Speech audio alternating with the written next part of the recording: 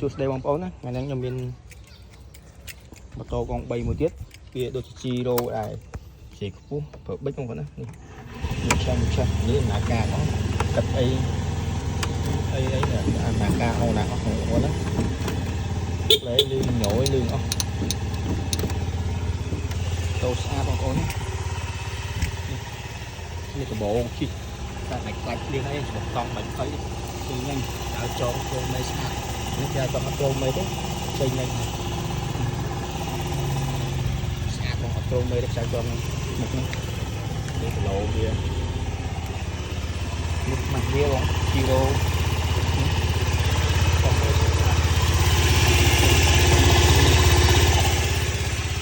ធំក្រោយធំបងប្អូនដាក់បានស្រួលទីស្ទុកក្រោយវា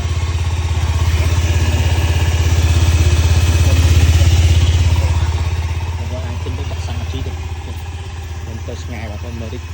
ធំកបោអីមកអៀនអត់ស្អាត